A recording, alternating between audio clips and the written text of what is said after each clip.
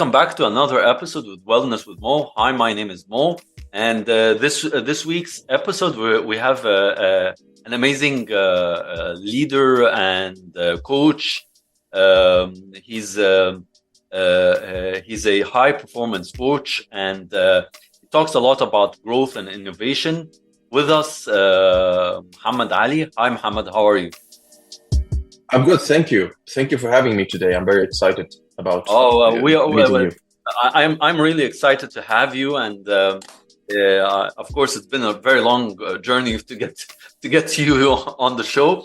But at last, you finally made it, and thank you for being with us. Of course, I know definitely this episode is going to be amazing, and you're gonna teach me a lot of new things I have no idea about. I'm a mindfulness guy. I like to meditate and do some spiritual things, but I will definitely learn from you, and I hope my our listeners will learn. So to get the ball rolling, as we say, tell me who you are and what do you do. Okay, so again, thank you for having me and thank you for your very kind words. As you said, my name is Mohammed. I am a high performance coach, and I've been recently going into the high performance coaching realm. Before that, I was a consultant, so I worked for companies like General Electric, BMW, Amazon, and IBM. And my field of consulting is continuous improvement. So mainly in production areas where I go and I raise their productivity, improve their quality, and reduce their costs. And I've been doing that for almost 2 decades now. And I'm originally from Egypt, but I grew up between Germany and Egypt. And right now, I've been living for 15 years back in Germany again. Okay. I am a father of a 15-year-old daughter. Okay. And in my spare time right now, I just like to do some light activities, not working out as rigorously as before. Okay. What kind of I also activity like do you to read a lot, yeah. Oh, okay. So you like So to right read. now it's yeah, yeah. So right now the activities that I like to do that I do mainly is walking. So I would walk near my house. There's a small forest I would like to go for a walk at. Riding my bike is also something that I've started doing more and more of. And as I said, reading mainly in the field of self-development. Oh, that's amazing, Muhammad, because both of those things you just mentioned, one of them I published, an article in the newsletter I do on LinkedIn, talking about Yeah, connecting the reading with your overall health in terms of the physical and the mental aspects. And there's a lot of studies, of course. I don't want to bore you, but definitely you will know there's a lot of studies that show that if you read at least 15 minutes to 20 minutes a day, it improves of course your cognitive ability. It improves it doesn't really it maybe lessens the people from having Alzheimer's diseases or earlier dementia. It also I mean puts a lot of good hormones inside of the person, and it teaches a lot of things. It lessens a lot of stress and anxiety if you yeah, read them. So yeah, reading is really important, and walking. I'm with you. I walk a lot every day from the house to yeah. the club. And I don't know if you have seen the Netflix document called Blue Zones, where he's a Guinness Book record holder. It's called Dan Burett or something like that. Talks about blue zones, and he mentions Kage, which is the Japanese word for purpose. He went to Okinawa to see how people live over 100 years, and in different other areas. Don't want to, get Yeah, into it. But the one thing he found common, that they all walk. yeah, Walking yeah, is such an important thing, because it, it improves, of course, your balance, improves everything, and it's not working out, but it's better than working out. I'm guessing this is from what I heard and what he says. Yeah. So I don't know what your It, thoughts. so I noticed that the day that I read in the morning is a much more productive way. I have a lot more energy, so I can resonate totally to what you're saying. So I didn't do the research. I just tried it on myself.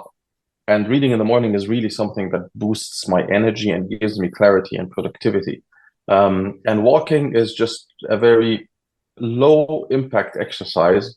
Your body doesn't notice that you're exercising. So, and I think that the most important thing about walking is, and even if I ride the bike, I don't go high intensity.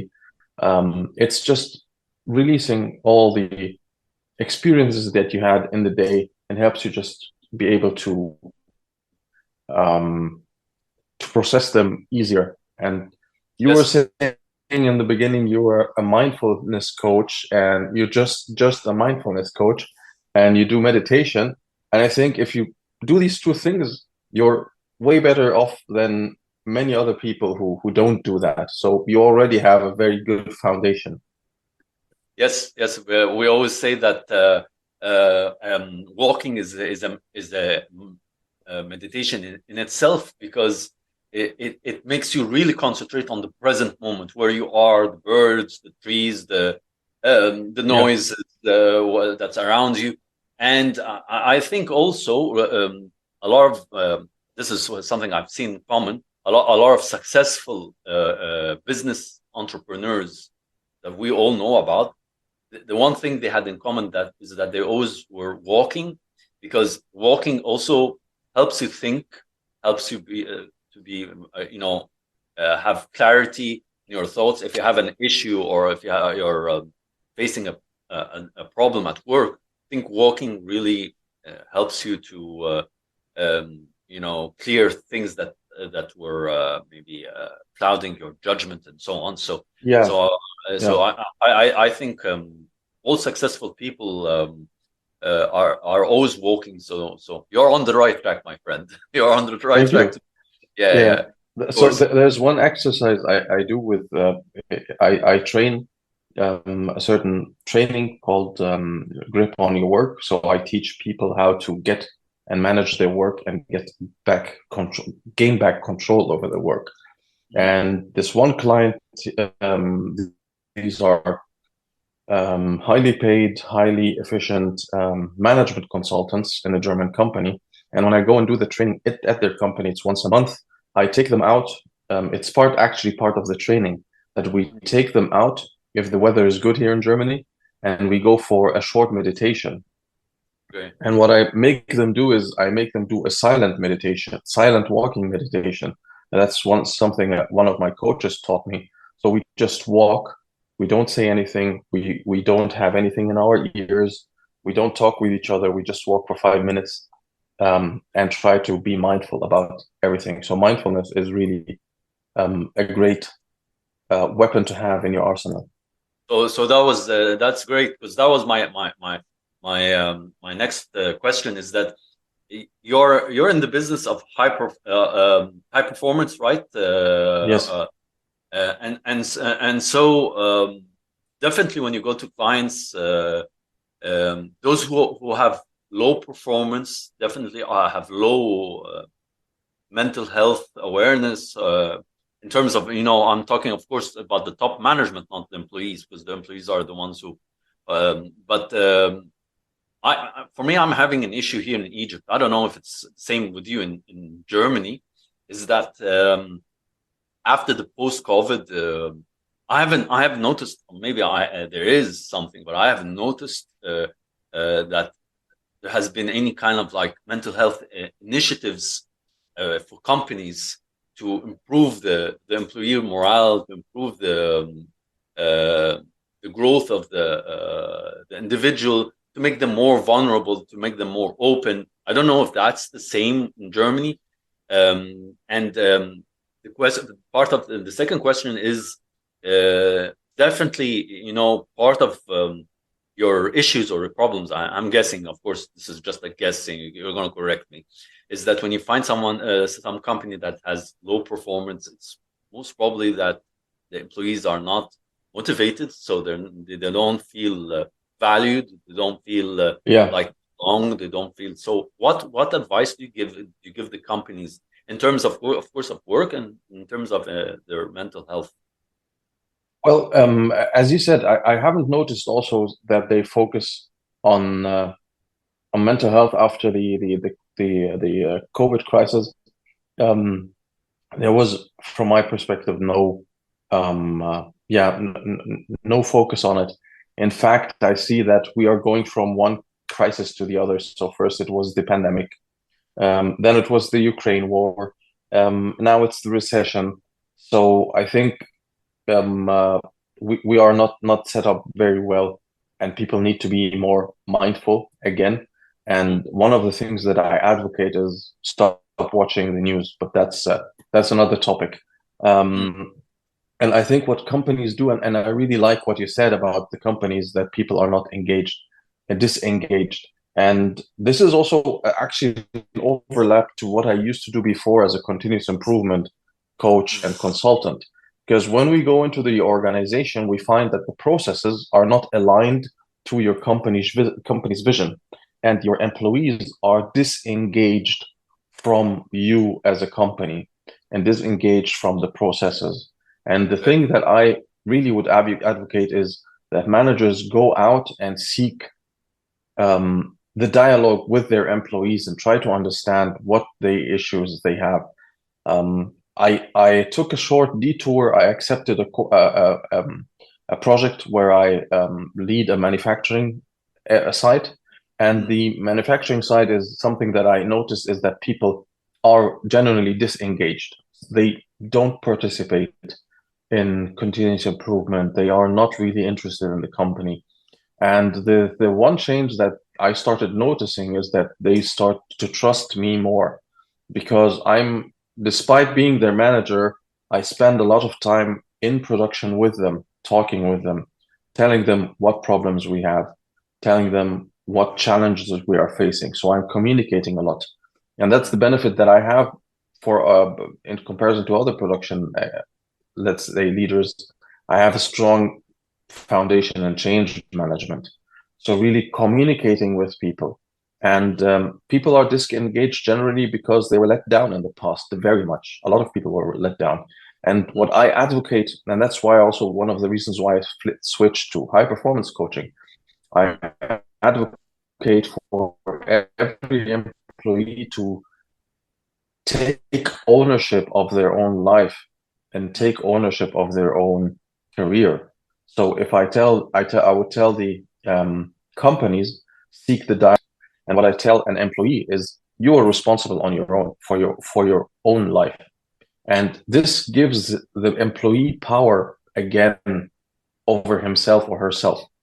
Mm. So these would be the two messages that I give: engage people, communicate with them, get them back on track with communication, and for the Mm. employee, take back ownership of your own life and your own career.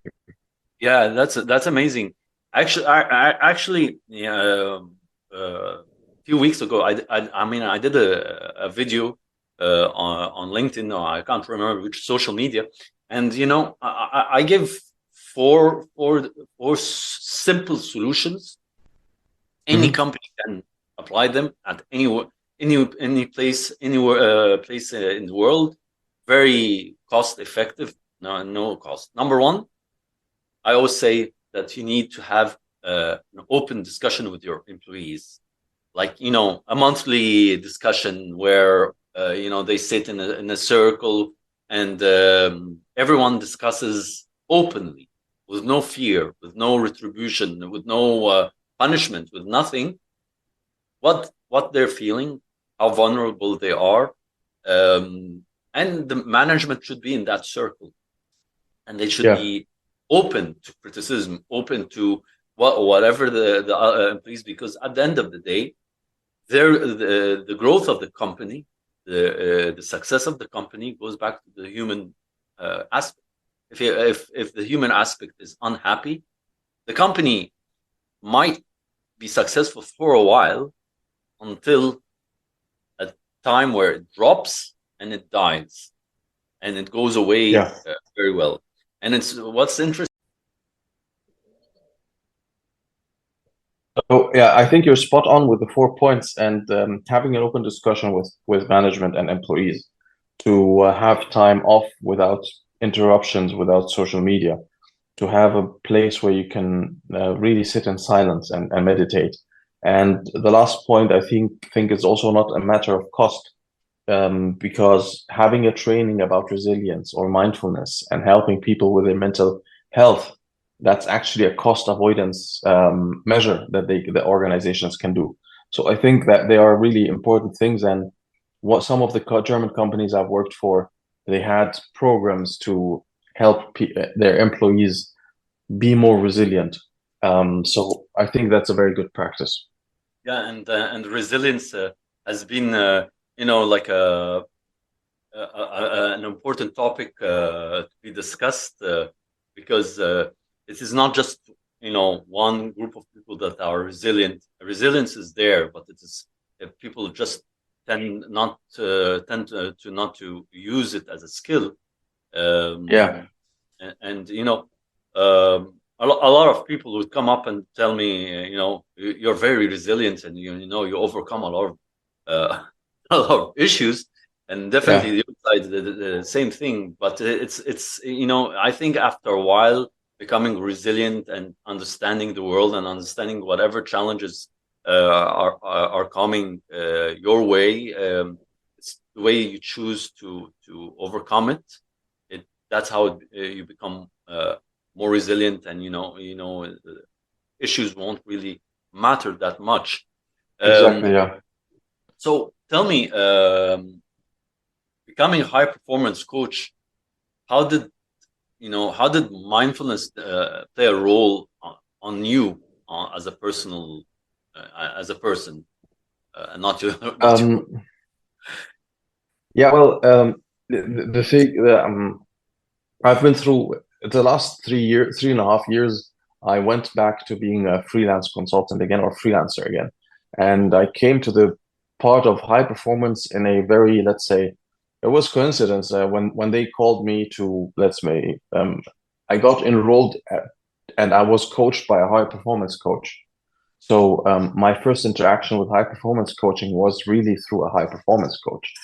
And it was at that time the best investment that I had, because every investment I did in coaching was necessary, yes, but the sequence was the wrong way. And mindfulness and high performance coaching helped me to start the journey inwards. And the journey inwards is what made all the difference. So in this 1 year since I've done this high performance coaching, as you say, I've become more mindful and I'm building mindfulness practice into my daily routines so that I can perform better and be and have mindfulness is the key to that. So there are some practices that I do where I really sit down between meetings or between calls and I just close my eyes and I just take a couple of breaths, think a bit, reflect on the past meeting, project on the next meeting. So and my journey with meditation started about 6 months ago. Yeah, almost 6 months ago, which also was another game changer. So high performance is really about the inward journey, and once you've settled that, the outward journey becomes much more easy. Okay, and before we started recording, I was going to ask you this. So, what's the difference between peak performance and high performance? I mean, as Well, a yeah, coach. yeah, I don't know what peak, what your colleague mean or the gentleman means with peak performance.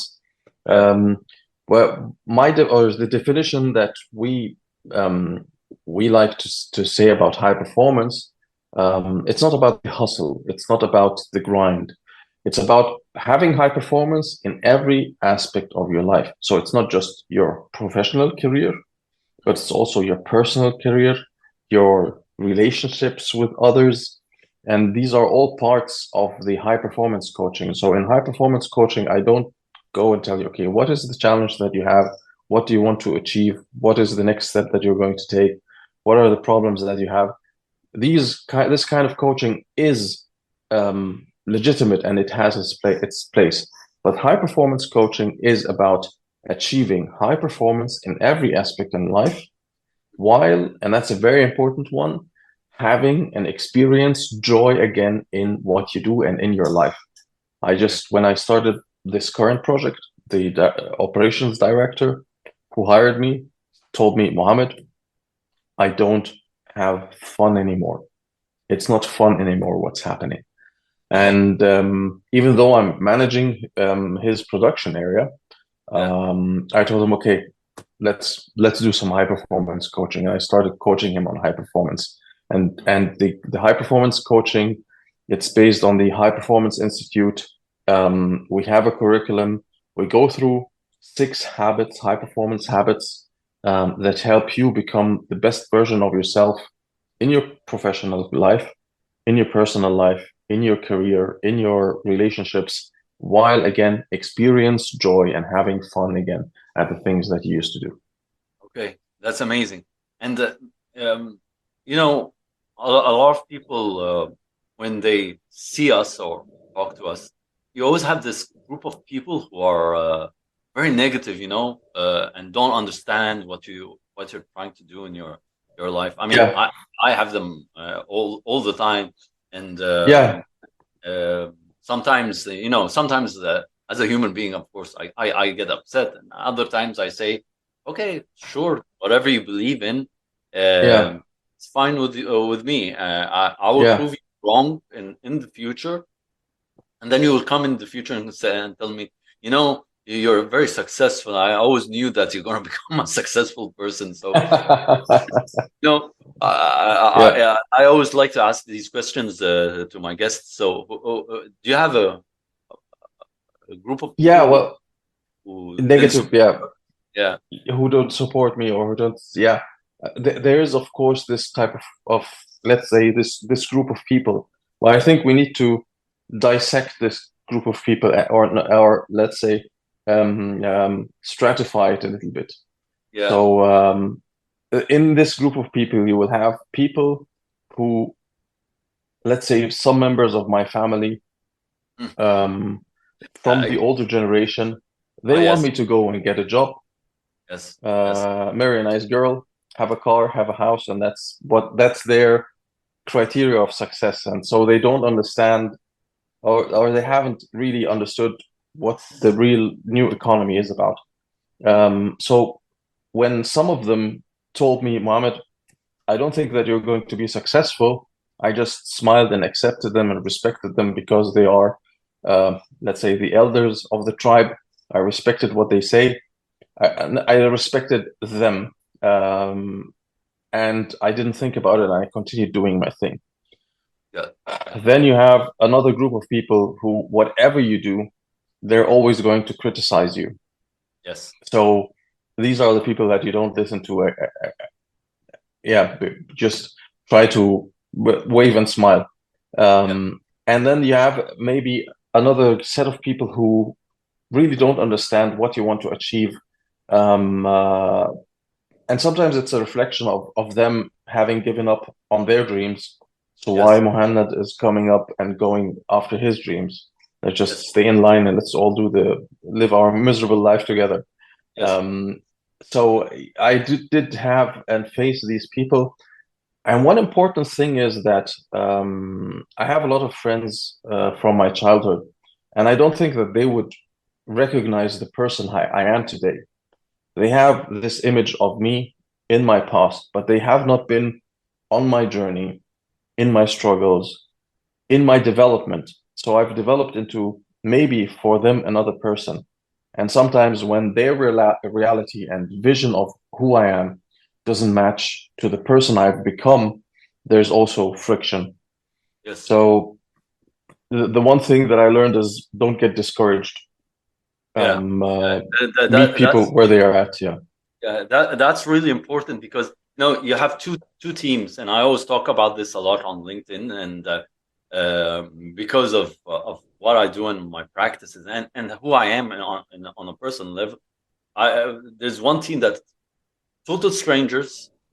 They have nothing to offer you except advice, except good connections, except good ideas. I mean, uh, every day I meet new people and new coaches, and they just give me like very valuable advice without any material, without money, just telling me do this, do that, do this, and this really resonates with me because most of them really support me and clap and say, yeah, you're doing a good job and keep at it. So I feel that I'm on the right track. The other group of people, like you were saying, are those who gave up on their dreams to just be where they want to be. It's okay with them. I mean, I accept that's their dream. Except that they might not be able to go after their dream. That's okay for them, but for me, I would risk everything and do everything, uh, knowing Yeah. that we both have families, so we are always risking our livelihood, but there's always a vision, you know, in your mind, where you want to be, and you know what the steps are, and you know that it is not full of roses and petals and it's easy. It's hard work. And I always tell even my parents, my parents are old fashioned, of course, they are the ones, you have to have a job and marry the girl, but they don't understand how it's much difficult to do what you want to do today in this world where all these crises we are facing, recession at your end, recession in my end, and weakness in my current in the currency here in Egypt. So, and everything's going high. So, but at the same time, I don't lose hope. Because part of being resilient is never to lose hope. Is that there is always something brighter the next day, even if the day was not such a good day. So it's a good an Yeah. okay thing. Yeah, Yeah. The word resilience used to trigger me. yeah, So whenever I heard the word resilience, I would get really upset because yeah, I worked for a company that there was a lot of issues and I had to face a lot of challenges and a lot of bullying even. yes, And then I saw this flyer about the resilience training, and I said, okay, so why do you want to train 10,000 employees about resilience? Why don't you just train 100 managers on being good human beings, and then you wouldn't have this problem? But going back to the point, resilience is also a part of ownership. At that time, I was in a victimhood or in a victim mentality, and from that point, I developed into a person where I say everything that I am right now is my own responsibility. So I developed this resilience muscle, and I think it's very important to be resilient and to be strong in the challenges that we're facing. yes, and yeah. The problem is, I think I can relate to you. And I worked in Orange, Egypt. It's a big telecom company here in Egypt. I worked there for 15 years, and I got to a point that I needed to change. And I always advocate for people who stay in their comfort zone forever and don't want to take a risk. And I did that because I needed to know what's new, what's out there. I mean, Yeah, you're staying in one place, everything's fine. I have a yeah, reasonable salary. I have good benefits. I'm considered one of the old people, the first people who did who set up the company. So yeah, yeah, that's great. But what happens? Where will I be in like I thought, where will I be in like 10 years, 20 years? Will I yeah, be in the same company? And the first chance I got to leave, I left. I didn't have a yeah, job. I didn't find any job after that, but I had a plan, and sometimes, of course, plans don't really go as planned. But I'm a risk person, a risk Yeah. taker, and I don't think to pursue your dream you can do it without taking a risk. Yeah. It's there. You have to take the risk. You have to be brave enough, and you have to be brave enough and say yes. I took the risk. I failed. I learned. I'm not going to do Yeah. this mistake again. Maybe I'm going to do a different mistake in a Yeah. different. Yeah, And I'm sure that you said no to a lot of good positions and job offers along the way. I did. But also a lot of what happened in COVID for me, for example, is that I realized two things. First, age is not is just a number. However, here in Yeah. the East, it's considered something really. If you're above 40, it's considered that you're on your way to retiring. Retirement. Yeah. Yeah. Yeah. So that's the first thing. Secondly, of course, finding a position that fits me is really difficult. Yeah. And I didn't find any kind of replies from any companies. So I decided, okay, maybe that's a sign from God, or that I need to do this Yeah. myself. I need to be on my own.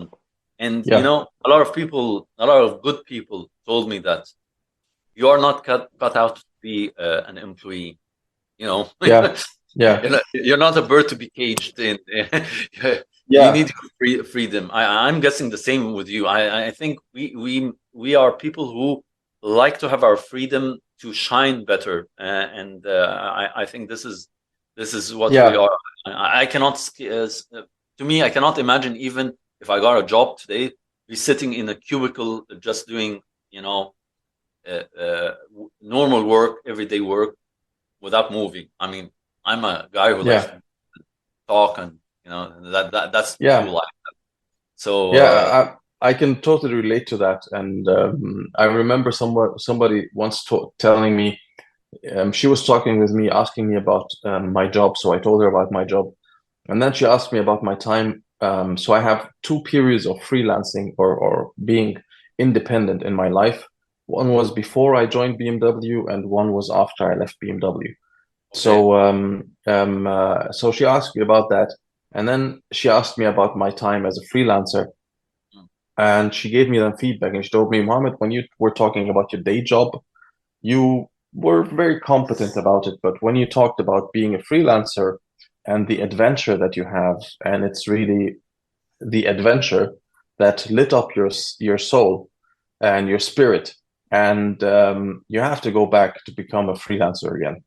You yeah, put yourself, and she told me 2020 is the time where you have to become a freelancer. So yeah, she gave me a 3 months. So it was like a code. Yeah, she gave me 3 years to prepare myself for that endeavor. And ironically, in 2020, in the beginning of the coronavirus or the pandemic, I left my well-paying, well-respected corporate job and mm, became a freelancer or a independent consultant. And now, 3 years later, I'm where I am right now, the high performance coach, coaching okay, individuals, and I just couldn't be more grateful. yeah, yeah. That's really amazing journey, and I think our journey never ends. I mean, No, yeah, it's a continuous improvement, and continuous, success and failure. yeah, And before we had the call, I was writing like an article. I just watched the movie, Air, about Air Jordan. I love yeah, I love Nike. I love hmm Air. I love Michael Jordan. He's one of my yeah, idols for me. In terms of basketball, if I'm saying who's the GOAT of basketball, I would say Michael yeah. Jordan. I'm not a Okay, LeBron James or the other superstars. I mean, we have yeah, respect, but the story is nice. But what really caught my eye is the tagline of Nike: "Just do it." Yeah. So simple, but Yeah. it really gets into your heart. Just do it. So Yeah. today, if I meet someone who is wants to do his dream, and is just saying, "I want to become something like that, like rich, or I want to be like you," or what are the steps? How can I become like you quickly? Yeah. I would answer and say, you have to just do it. You have to Just go do it. ahead. Yeah. You cannot keep on saying, "I want to do something," Yeah. or "It's too difficult for me to do it," without you doing it. You have to take the steps. You have to be brave enough. It is Yeah. not an easy job for any of us, either being like yourself, a high performance coach, or even Yeah. myself as being, a mindfulness coach, and talking about resilience. It's not an easy thing. Well, I mean, we don't have everything easy. We go after people. We go after our clients. We try and look after. So it's always that is always at the back of my mind. So my question to you is: younger people come up to you here in Egypt or in Germany, and who want to go into your line of work. What advice would you give them? That's a very good question. One thing I find young people focusing on is the technical solution. Mm, So a lot of young people focus really on technically being very competent, and that's also very important. mm, Uh, but whatever we do right now, so I'm a mechanical engineer by trade, and I chose mechanical engineering because I'm also an introvert, and I just wanted to work with machines, and I didn't want to have to do anything with human beings. Uh, but then I quickly discovered that it doesn't matter. Anything I do, I have to interact with a person. I have yes. to interact with another human being. And ironically, I'm as an introvert, I deliver trainings. I go out and do coaching sessions. I go out to reach out to strangers and talk to them and try to sell them my product and things like that. Mm, So the technical solution or the technical aspect is very important, but what is more important is how you're able to communicate with people and how you're making people feel about themselves. So if I'm telling, and it's not a hypothetical, it's I have told told this to many younger people, focus on the interaction between you and the other human being. Um, the other thing that I say I find very important is give it time. mm, Don't think there's no get rich quick scheme. So in we are 8 billion people on the planet. So there is going to be statistically somebody who made it quickly. But that's a very, very, very small minority. mm. And for the rest of us, it's the long game. It's really putting in the effort consistently. So first of all, don't say you're going to be, let's say, rich in 5 years. In 1 year, Mm. put Yes. Hello.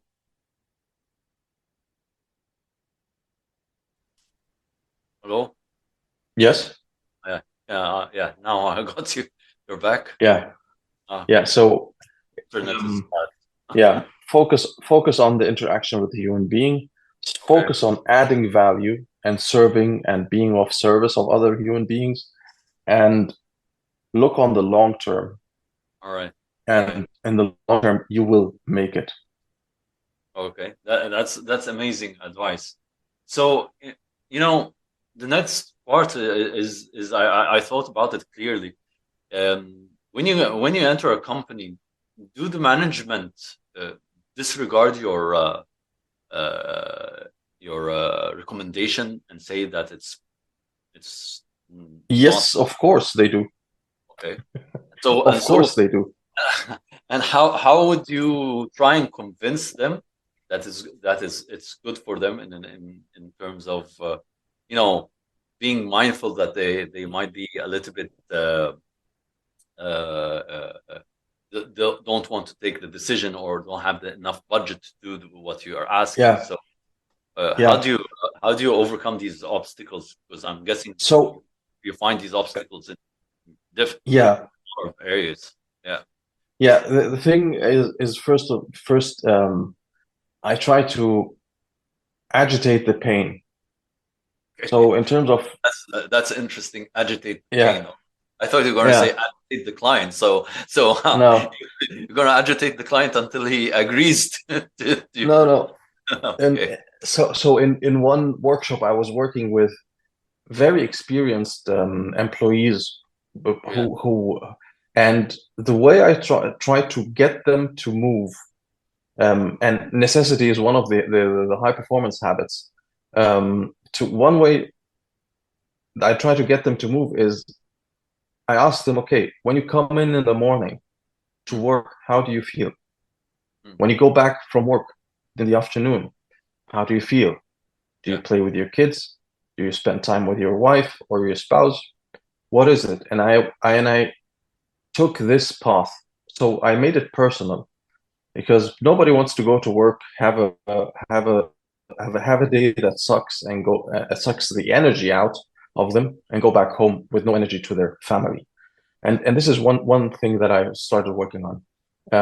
So it's really try to get it on a human level. The other one is um, I don't make it my idea. Yeah. So even if it's my idea, I try to get people to not to think, but get people to make it their idea. Okay. So I had this one client where I gave them the idea in the beginning. I told them do it like that. They didn't like it, and they said, "No, you can't do it." And that's why I said, "Of course they are going to do that." Because if I give you advice about something that you are more efficient at, more knowledgeable at, you will give me 10 reasons, legitimate reasons why it doesn't work. So what Yeah. I did that day is that I kept asking them questions for 2 hours. I kept Wow. asking them questions. Every time they get to a solution, I take it back to the criteria that they identified. Okay, does it Okay. fit the criteria? And Yeah. for 2 hours, I didn't say anything, and they went back to the original Mm, solution that I had proposed. But this time, they came to that solution, and it was their baby. And the next day, they had started implementing it. okay. So I don't tell people what to do or how to do it. I try to give them a framework to make things transparent. I ask a lot of questions to get them to where they are, and I Right. work on the emotional level of okay, if I don't change things now, how is the future going to be? Okay. That's really amazing because Thank you. at the end of the day, you want to reach the person on an emotional part, and Exactly. Yeah. it, I'm guessing you use a lot of emotional intelligence or emotional intelligence techniques to help you to get that area. Yeah, well, I haven't learned much about it, or I haven't, let's say, learned a lot about emotional intelligence in a textbook. But I had a lot of change management training and change management application. Okay. And from delivering training, I started to try to read the crowd. So I try to understand, okay, are they engaged? Are they not engaged? So I get to a point where I can, on a way, understand human emotions and I always ask myself, okay, what is the person thinking about right now? And usually they are afraid of change. They are afraid something is going to taken away from them. They're afraid to have to do something new that they are not competent in doing. Mm. So these are fears that are legitimate that we need to address. And one of the things that I learned at GE, it sounds very simple, but it's very effective. I have to tell you what's in it for you. Yeah. Yeah. That's really simple. That's really simple. The Yeah. problem is, we as human beings are designed to be afraid of things of change Yeah. normally. Even from long time ago, when they were in the caves and they're afraid to go outside. Maybe they get eaten by a dinosaur, and later on, things Yeah, become more. So the fear is the first thing the brain would send the message to the person, because without that, of course, if there's a fire and there's no fear, we would stand in it and get burned. I mean, so it has its exactly. advantages and disadvantages.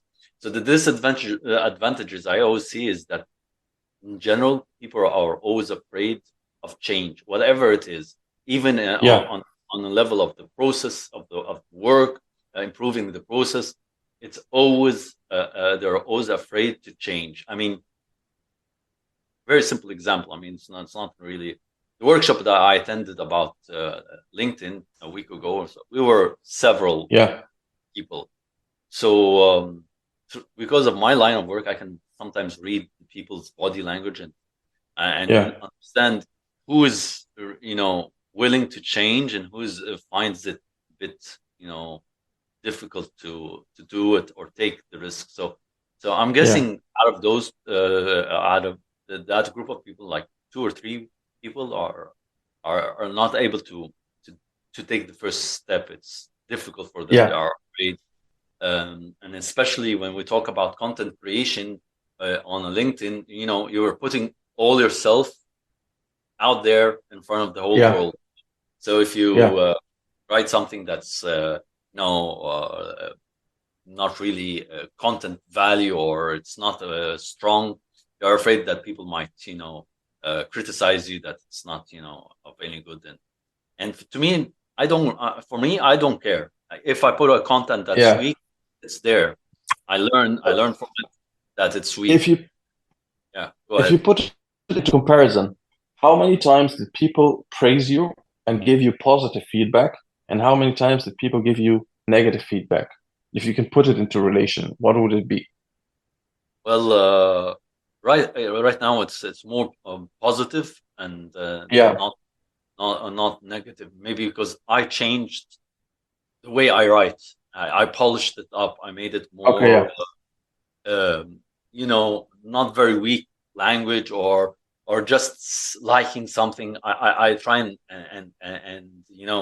add a bit of my perspective in each comment. And actually, Yeah. uh, now I look at people that come on the feed, and I choose certain people that I like the discussion, read it, and then add my opinion. So Yeah. I find that really it's really good, because it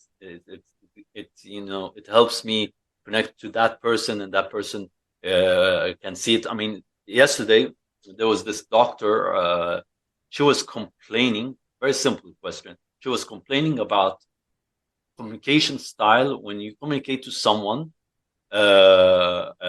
an idea, and he replies or she replies with irrelevant information and thinks that's a diplomatic Yeah. reply. Yeah. So it's really interesting, because for me, I told her it was one thing, they have bad communication skills.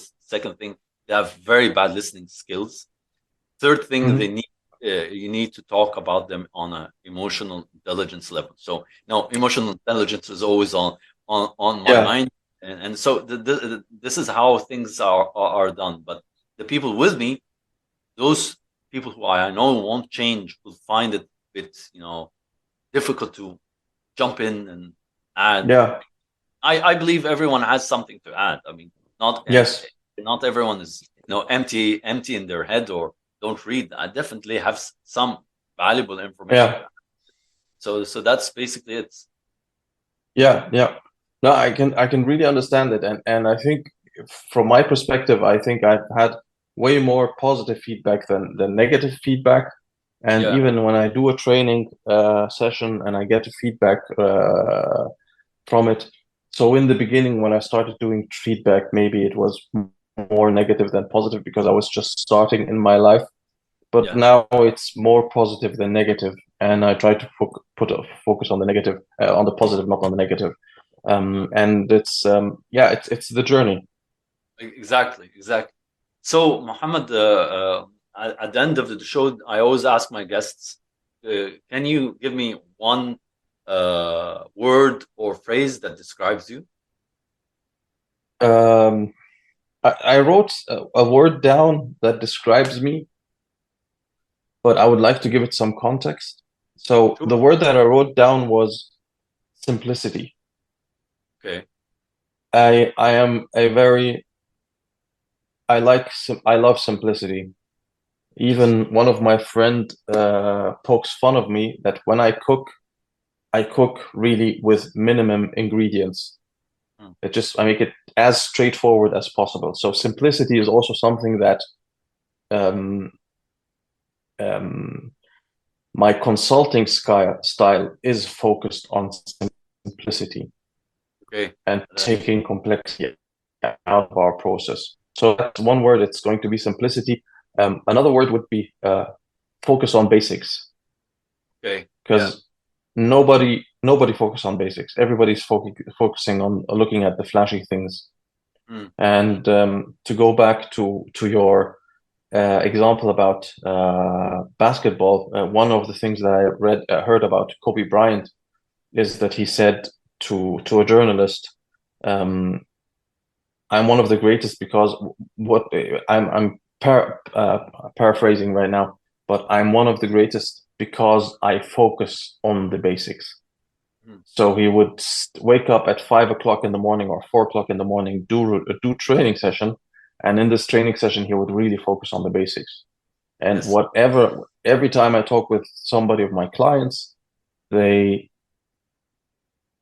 they reflect on what I ask them Mm. and tell me, yes, it's a very simple thing, but I haven't thought about it, and Exactly. it's very effective. Yeah. Yeah. That's amazing. That's really amazing. Yani, I Thank think you. focusing on the simple things usually Yeah, gets the result done. We always want to focus on the more complex things, and any problem in the world, if you just focus on the simple part of it, it's always you are always able to solve it. yeah. So, finally, I want to know from you, what is your dream? That's a very good question, and I also something that I'm thinking about. I'm not going to say, yeah, let's say my dream about having a big house and doing this and having a car and a boat, and that's not that's something that might come eventually. But um, um, if I may I share a short story?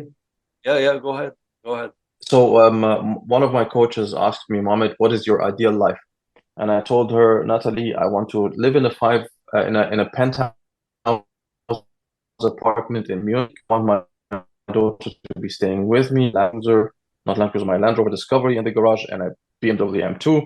And I want this and I want that. And I want my daughter to be with me, living with me. I'll take care of her. I cook for her. We eat together. I help her with her studies. Um, okay, long story. Fast forward, I was living in a 20 square foot apartment in Munich. That was after my divorce. Mm. It was 20 square feet, not big. My daughter had to stay with me for 4 weeks. Um, and in these 4 weeks, it was really a very tight space. Yeah. Okay. And in this tight space, I helped her with her homework. I helped her with her studies. I was cooking for her. We were having fun together. And then I thought of the experience that I had is to take care of my family, to take care of my daughter. And it was such a profound experience. So we would be sitting on the dinner table. She was online schooled during the pandemic. I was doing my remote job.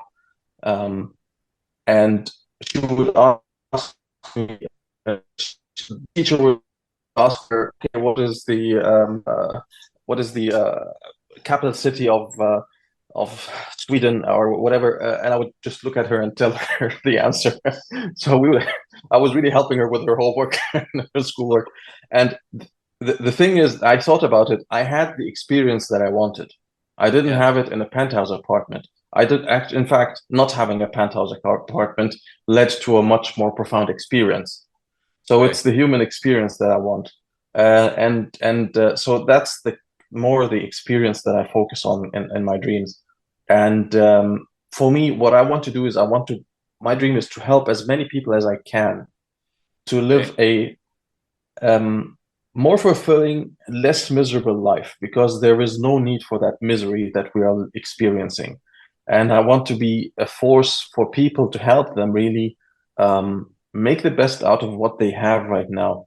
Because from that story, I was extremely happy in that 20-foot square meter apartment, taking care of my daughter, even if I was sleeping on the couch and she was sleeping on the bed, and we were all cramped up in a space. But the experience made it much more profound. And I wanted to help people realize that their happiness and that their excitement and their content, or being content, is something that they can have internally. And through high performance coaching, I want to get them there. Okay, that's really really amazing, Mohammed. Thank you for a wonderful interview. Thank you. I learned a lot of things on the way. I hope it was as interesting as it was for me, because I mean, you're an amazing person to listen to your stories. Thank you. I appreciate. Yeah. I appreciate your kind words very much. And again, also, I thank you for having me on your podcast, or on your show. Thank you for the amazing time that we had right now. I really enjoyed talking with you. I also learned a lot from you, and I'm looking forward to interacting with you more and more. So I saw your post today about just so I'm also looking forward to learning more and more from you. Thank you very much, Mohammed, for your time, and hopefully we'll work soon together.